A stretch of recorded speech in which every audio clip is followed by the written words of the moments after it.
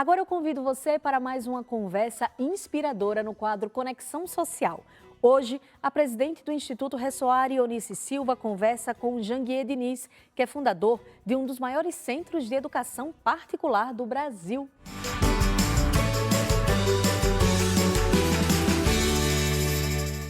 Olá, Renata. O Conexão Social de hoje traz uma história muito inspiradora.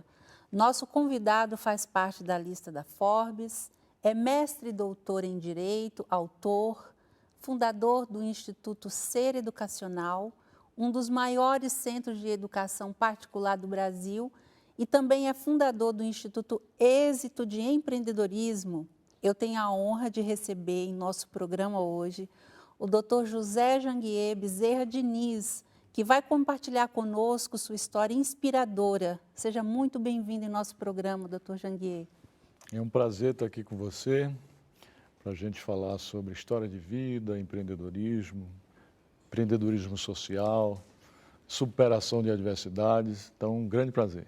Dr. Janguier, sua história é um exemplo de vida, um exemplo de disciplina, de superação, que prova que tudo é possível quando há vontade e determinação de vencer.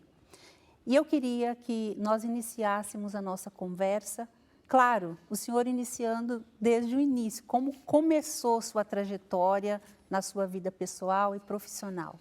Claro, é um grande prazer contar um pouco da história de minha vida, né? Que é uma história de superação, de muita luta, mas também de muita determinação, de muita disciplina, de muito compromisso, de muito foco, de muita persistência, de muito trabalho, né? Trabalho árduo e extenuante, mas sobretudo de iluminação divina, de muita iluminação divina. Eu costumo dizer que sou iluminado por Deus, né? Mas eu queria começar do começo, né? Eu sou um sertanejo, nascido numa pequena cidade da Paraíba. Eu costumo dizer que não tinha nem no mapa, né? Porque era distrito de Piancó, Piancó na Paraíba, terra de Elba Ramalho, Zé Ramalho. E aí, quando eu tinha 6 anos de idade, meus pais que não tiveram oportunidade de estudar, se mudaram para Naviraí, no Mato Grosso. Meus pais eram agricultores, então a situação lá na Paraíba é difícil, seca, né? Você conhece muito bem lá no Irecê, uma região que chove muito pouco, né? Quase que não chove. Sim. E aí, aos 8 anos de idade, eu montei meu primeiro empreendimento, que foi uma caixa de engraxate. As pessoas costumam dizer, você foi engraxate achando que é brincadeira. Não, eu fui engraxate de rua. Estudei a vida inteira em escola pública e, na época, eu estudava em escola pública e via meus colegas irem ao matinê todos os sábados, ao cinema, ao sábado. Como meu pai ganhava um salário mínimo, era agricultor, eu não tinha dinheiro para ir ao cinema. Então, eu falei, eu tenho que fazer alguma coisa, né, para poder ir ao matinê. Foi aí que eu construí uma caixa de engraxate com a ajuda do meu tio, e todos os sábados eu ia ao cinema e ainda levava dinheiro para casa. Puxa Então, vida. meu primeiro empreendimento foi aos 8 anos de idade. Só que o empreendedor, por si só, ele é ambicioso, né? E eu via meus colegas de rua ganhando mais dinheiro que eu, vendendo laranjas, pocãs, mexericas, de casa em casa. E eu aí, com ambição, resolvi vender minha caixa de engraxate e comecei. Ia na Ceasa, comprava laranjas, pocãs, mexerica e saía vendendo de casa em casa.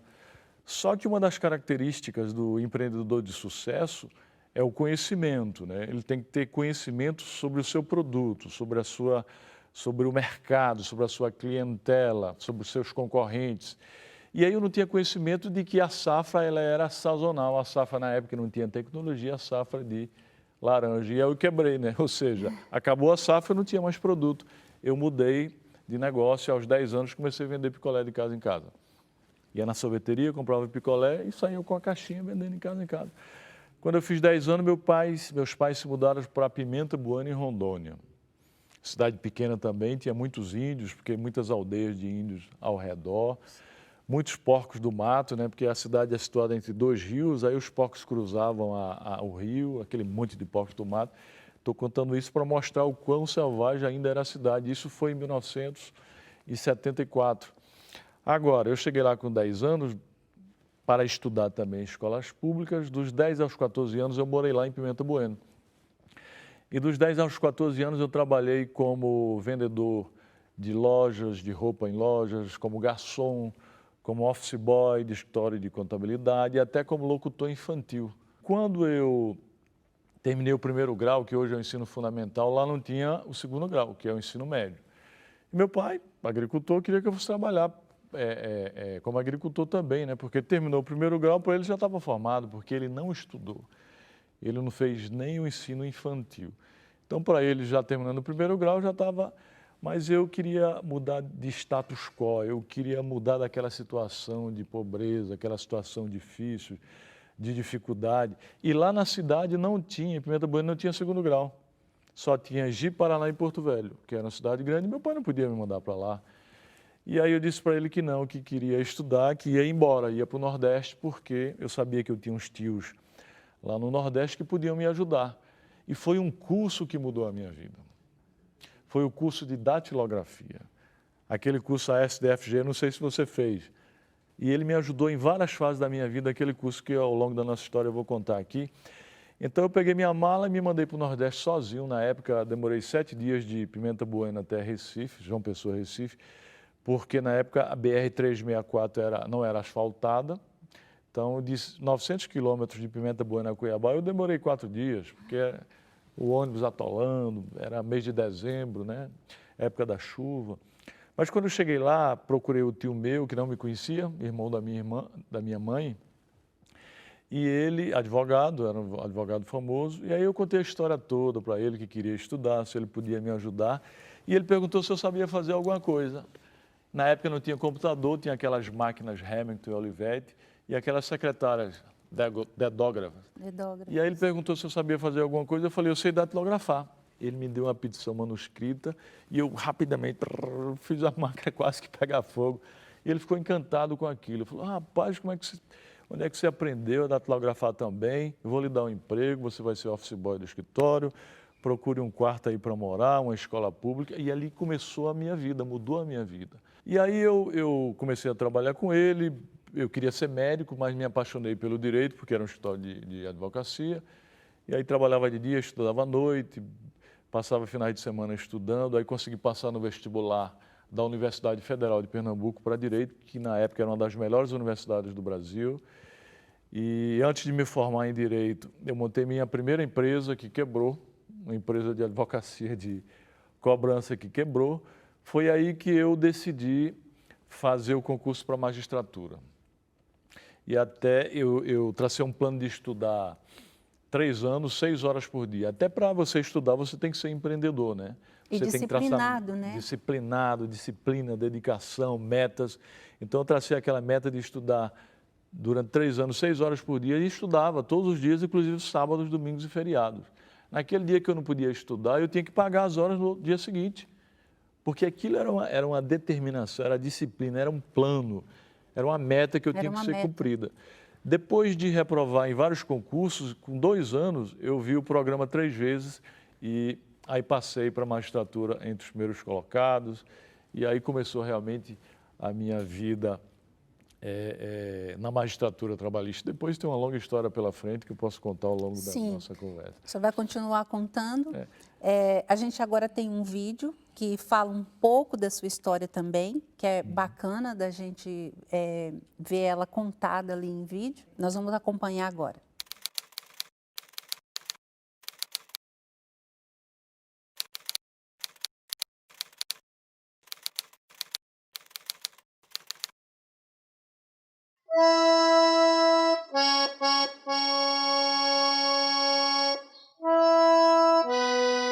Sou filho mais velho de uma família de 8 irmãos. Sou filho de pais analfabetos, não tiveram oportunidade de estudar. Aos 8 anos de idade eu era engraxate de rua. Eu costumo dizer que esse foi meu primeiro empreendimento, aos 8 anos de idade. Quando eu terminei o primeiro grau, que hoje é o ensino fundamental, lá em Pimenta Bueno, lá não tinha segundo grau, lá não tinha o ensino médio. E aí meu pai não podia me mandar para estudar. Meu pai falou, vamos trabalhar de agricultor, tal, porque era a vida dele, a cultura dele foi aquela. Eu falei, não, eu quero estudar e Como aqui não tem segundo grau, eu vou embora para o Nordeste, porque eu sei que lá eu tenho um tio que é advogado, eu vou procurá-lo para ver se ele pode me ajudar. Eu procurei meu tio aqui, que era advogado. Aí ele perguntou se eu sabia fazer alguma coisa. Eu era um menino, né? Eu falei, eu sei datilografar. Como eu tinha feito o curso ASDFG, e aí eu abro um parênteses para dizer que a educação muda a vida, histórias e destinos, e esse curso que mudou a minha vida, meu tio gostou tanto de mim que com poucos dias ele me levou para casa dele, para morar com ele, e comecei a estudar para fazer o vestibular para Direito. E aí consegui passar no vestibular da Universidade Federal de Pernambuco para Direito. Antes de me formar, eu resolvi montar uma empresa de cobrança, chamada Janguier Cobranças. Comecei a ganhar dinheiro, cheguei a ter mais de 30 pessoas trabalhando para mim. Eu me formei, a empresa começou a ficar difícil. E eu falei, o que eu vou fazer agora na minha vida? Eu falei, agora eu vou ser juiz, vou fazer um concurso para juiz. E aí comecei a estudar. E aí passei de juiz, passei entre os primeiros colocados. Foi aí que eu continuei estudando e fiz o concurso para o Ministério Público do Trabalho. E aí passei entre os primeiros colocados também. Fiz mestrado na Universidade Federal, doutorado. E aí eu fiz o concurso para ser professor da Universidade Federal de Pernambuco, passei também, comecei a assumir. Consegui começar a escrever os meus primeiros livros, hoje já tenho 18 livros escritos. Só que eu tinha o sonho de empreender. Eu montei o meu primeiro empreendimento que teve sucesso, que foi o Birô Jurídico. E aí o negócio começou a crescer.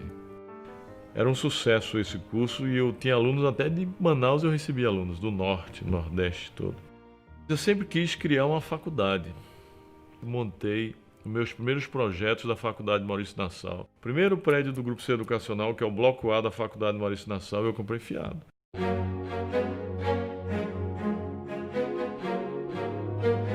Em maio de 2003 saíram os cursos, autorização do Ministério da Educação. Eu comecei com 6 cursos e 500 alunos. Aí começou a dar muito certo, aí eu fui aprovando outros cursos, fui construindo prédio, alugando. E aí a gente levou o grupo à Bolsa de Valores. Em 2013, o grupo foi para a Bolsa de Valores como o maior IPO da educação.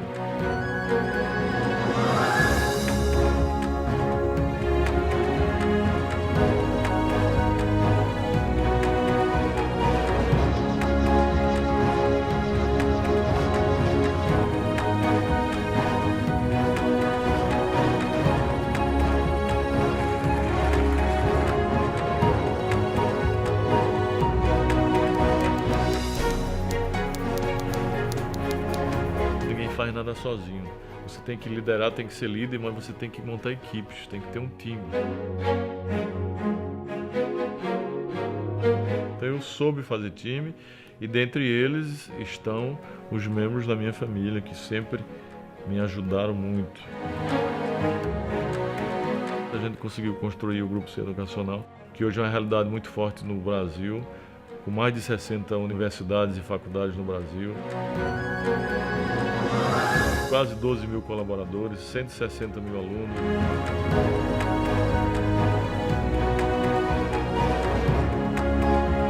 Na busca, na luta e no caminho, na trajetória para o sucesso, a primeira pessoa que você tem que vencer é você. Por quê? Porque você é a única pessoa capaz de desistir dos seus sonhos. Se você vence a você e nunca desiste dos seus sonhos, você com certeza vai alcançar o sucesso.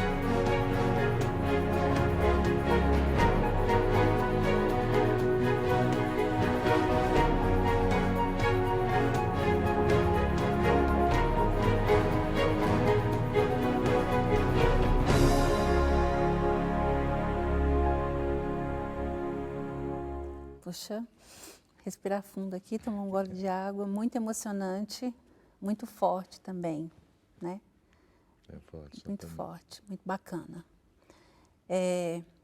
Diante de tudo isso que a gente assistiu, eu queria que o senhor falasse agora quais foram os seus maiores desafios como empreendedor.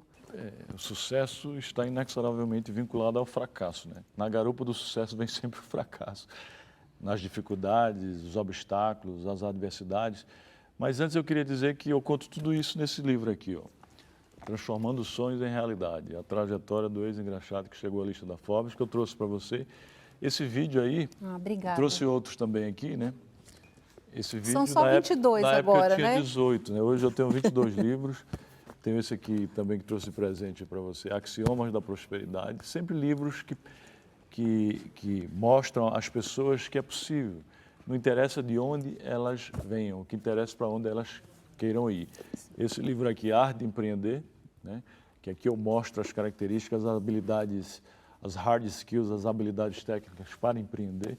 E esse que é o último aqui, trouxe para você também. Esse que é o último, foi o meu último livro, Inovação em uma Sociedade Disruptiva. Esse é o mais recente. É, o mais recente, né? Onde eu trato desse momento atual, né? Eu costumo dizer que a gente está vivendo numa sociedade que deixou de ser meramente globalizada, mundializante, aldeia global, para se transformar numa sociedade tecnotrônica, tecnológica, digital e disruptiva, onde tudo muda muito rápido, né? Então as pessoas têm que, para sobreviver, para crescer, prosperar nessa sociedade, ela tem que se reinventar diuturnamente. Todos os dias você tem que se reinventar. Quando eu fui fazer o concurso para a magistratura, na época não tinha cursinhos preparatórios bons, né? Tinha aqueles pés de escadas. Então eu tive que ser autodidata, foi outra dificuldade. Eu estudava sozinho, né? Não tinha internet na época, outra dificuldade, eu tinha que estudar sozinho. Eu ia nas bibliotecas públicas para estudar, né? À noite, trabalhava de dia na biblioteca para estudar, pegava aquele monte de livro, até livro desatualizado, outra dificuldade. As pessoas pensam que as coisas são fáceis, né? Mas quando eu passei na magistratura, aí eu tive a ideia de montar um cursinho exatamente para superar essas dificuldades das pessoas. E eu criei o cursinho Birô Jurídico, que foi o embrião do Grupo Ser Educacional, o embrião da faculdade. Mas para criar a faculdade e o próprio Birô Jurídico, eu também passei por dificuldade. O Birô Jurídico foi o cursinho que eu criei, que foi o embrião do Grupo Ser Educacional. Porque eu comecei ensinando sozinho, eu ensinava 5 matérias.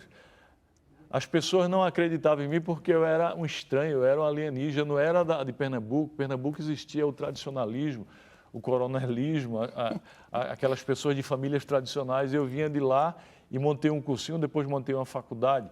Para eu criar a faculdade, eu passei 3 anos, eu dei entrada nos projetos em 2000 e passei 3 anos, quase todos os meses, com o meu salário de procurador na época, eu indo a Brasília para dar andamento nos projetos. Passei 3 anos gastando no meu salário, então outra dificuldade.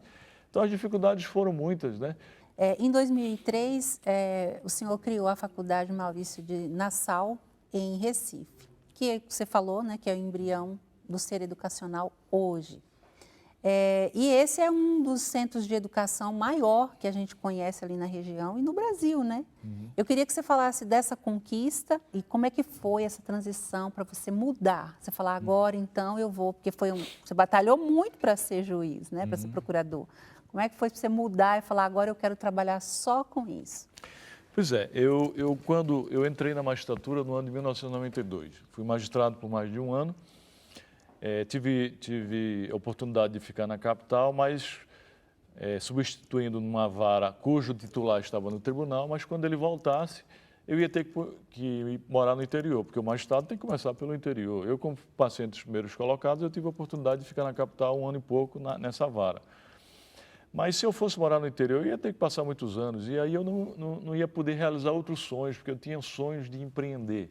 Eu queria fazer mestrado, eu queria fazer doutorado, eu queria montar o cursinho Birô Jurídico, queria empreender no empreendimento educacional, eu queria ser professor da Universidade Federal de Pernambuco, eu queria escrever livros, e no interior eu ia ter muito menos oportunidades. Como é que eu morando no interior, como é que eu iria? Você ia voltar, na verdade, tinha vindo do interior? Exatamente, e aí eu pedi exoneração do cargo de magistrado. Era uma loucura na época. Meus colegas, um salário muito bom, graças a Deus, né, na época, e hoje também é bom, que proporcionava estabilidade. Aí meus colegas ficaram, poxa, como é que você vai pedir exoneração?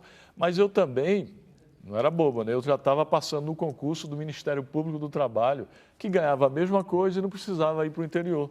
E eu falei, eu pedi exoneração, mas já estava passando, aí passei a assumir o Ministério Público, passei na época em 11º colocado no Brasil, e o concurso era a nível nacional, um concurso de 9.000 participantes.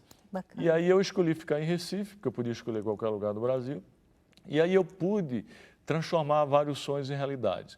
Eu digo para você que para você construir pirâmides e impérios, existem 4 elementos fundamentais. Primeiro, a educação. Você quer mudar um país, mudar o mundo, só através da educação, né? Segundo, através do trabalho. Terceiro, através da resiliência. Você tem que ser altamente resiliente, porque a resiliência é a capacidade de você superar as adversidades que vai surgir na sua vida, e todo dia vai surgir. Sim. E em quarto lugar, o empreendedorismo. Então eu falei, para eu não quero ter apenas uma vida estável, porque eu já era professor da Universidade Federal, porque quando eu deixei a magistratura, e aí eu tive a oportunidade de estudar, e eu fiz o mestrado, fiz o doutorado, passei no concurso da Universidade Federal, comecei a escrever meus primeiros livros.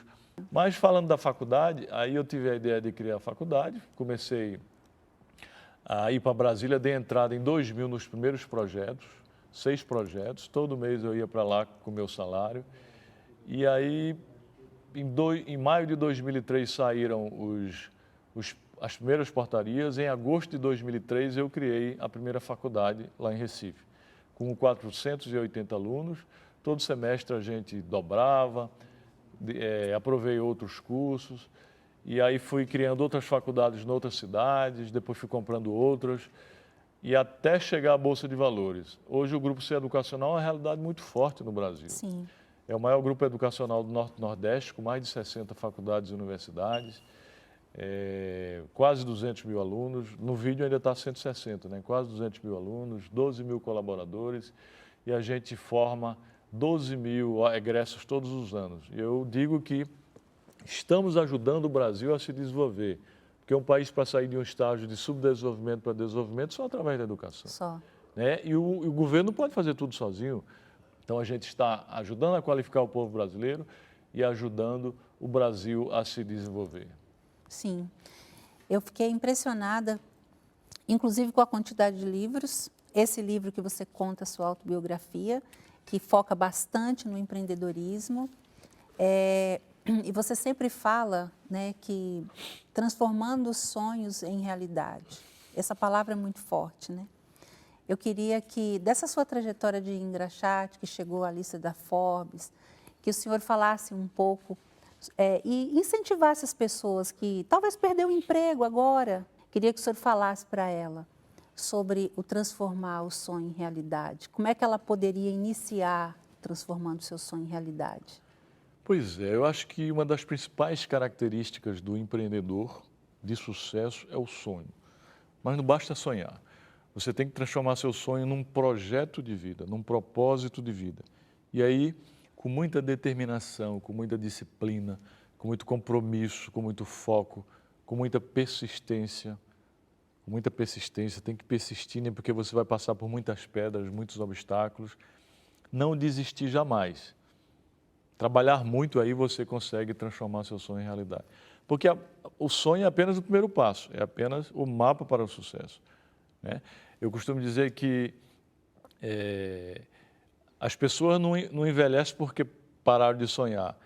Elas pararam de sonhar, aliás, as pessoas não param de sonhar porque envelhecem, elas envelhecem porque param de sonhar.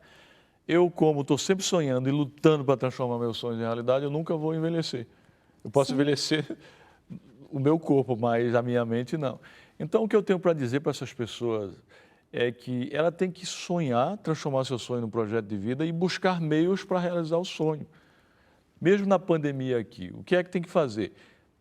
Se está em isolamento, a pessoa tem que buscar conhecimento, e conhecimento está tudo posto aí na internet de graça.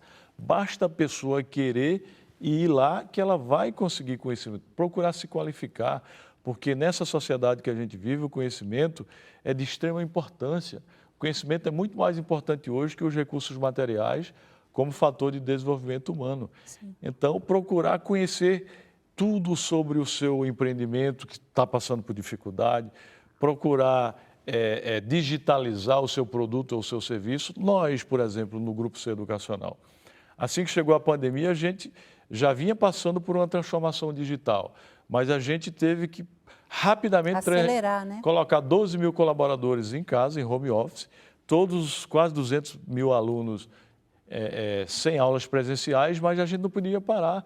Então a gente treinou os professores rapidamente e todos eles estão tendo aulas remotas, assim, interativamente com os professores, porque a gente já vinha fazendo a lição de casa, a gente já vinha implementando uma verdadeira transformação digital. As pessoas costumam dizer, Janguier, você deve ter muita sorte. Ora, pessoal, sorte não existe.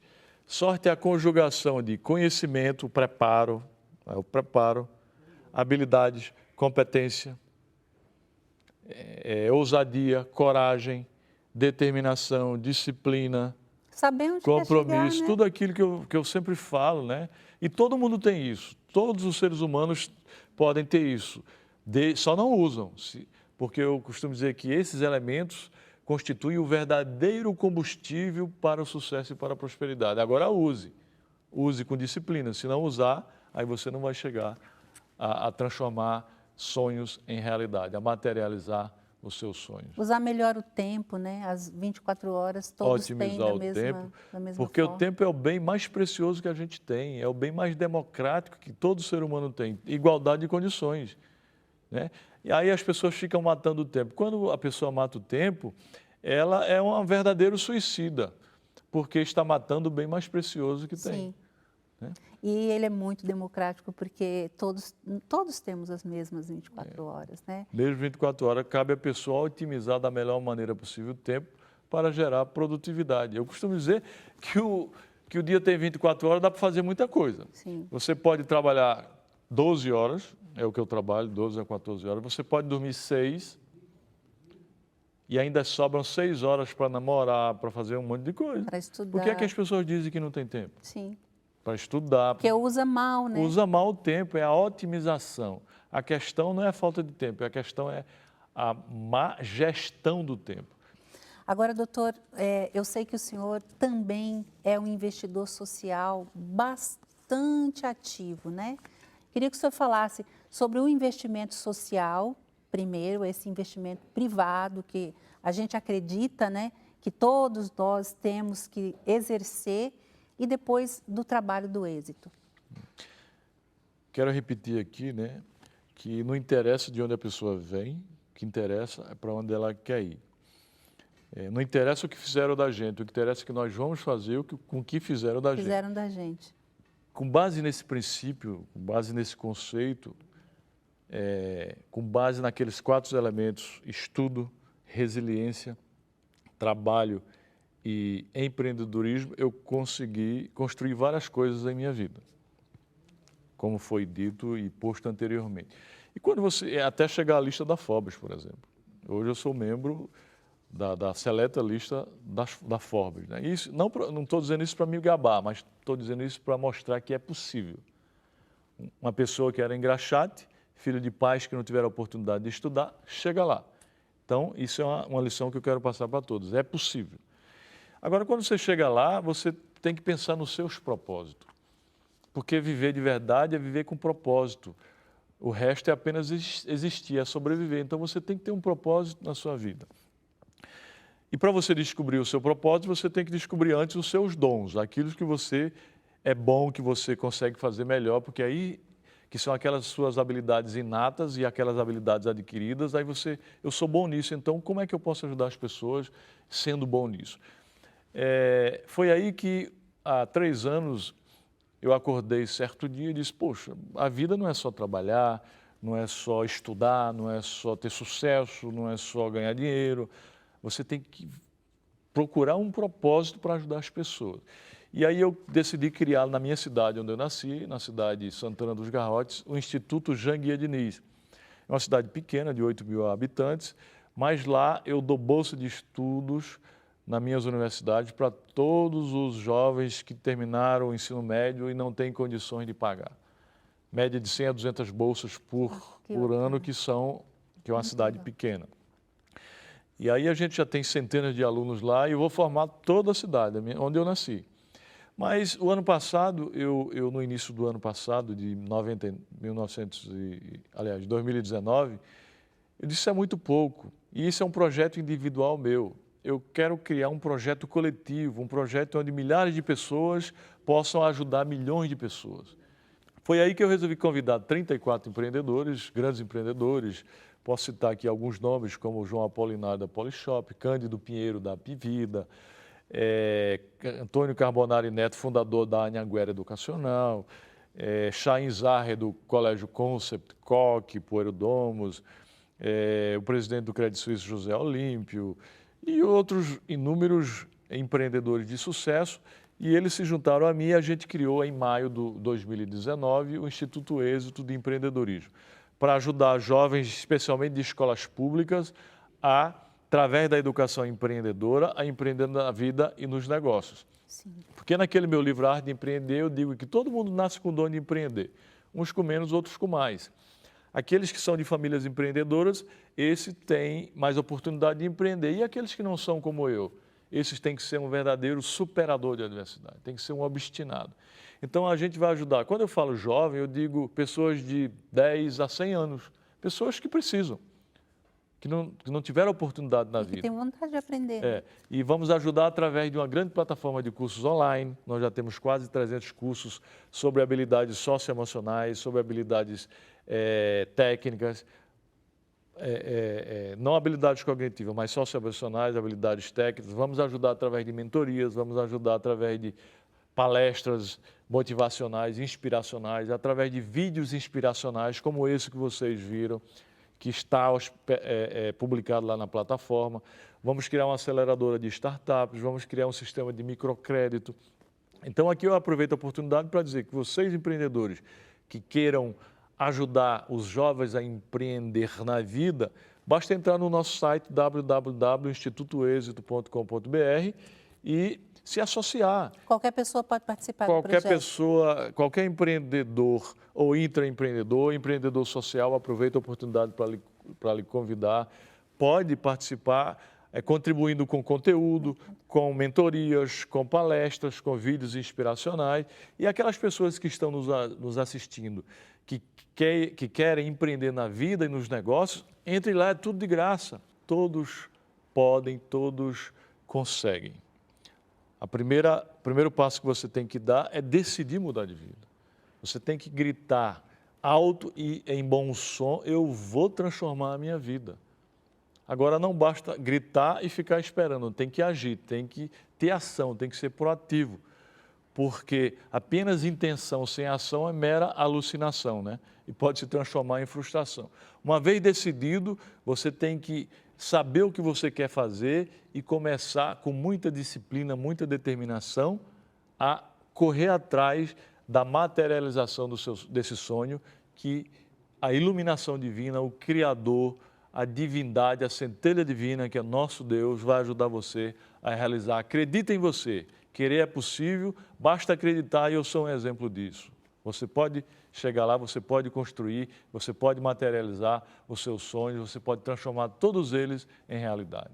E eu queria desde já agradecer sua presença, foi uma honra muito grande e eu espero o senhor mais vezes aqui para a gente continuar falando dos projetos sociais e contem com a gente também lá com o Instituto Ressoar, com o programa Ressoar. Quero mais uma vez aproveitar a oportunidade para falar o site do Instituto, né? www.institutoexito.com.br, convocar aqueles empreendedores a juntar-se a nós para poder contribuir com conteúdos, palestras, cursos, mentorias, vídeos inspiracionais, para que a gente possa ajudar muita gente. E aquelas pessoas que estão precisando também, entrem lá nesse site que você pode ser um dos nossos alunos, um dos nossos mentorandos. Que bacana. Para quem quer te seguir, qual o meu Instagram é Janguier Diniz, né? Janguier Diniz. Todos os dias eu estou lá colocando mensagens inspiracionais, mensagens motivacionais, mensagens de superação de adversidades, mensagens de empreendedorismo, mensagens educacionais, porque esse, a partir de agora, é meu propósito de vida. O objetivo meu é levar esse instituto para todos os estados do Brasil, fazer convênios com todas as secretarias de educação do Brasil e depois internacionalizar e levar para vários países do mundo. que bacana, contem com a gente lá, viu? Muito obrigada, Eunice. É um prazer receber o Jangueira aqui no nosso programa e conhecer um pouco mais, a fundo, essa história de vida que merece aplausos, viu?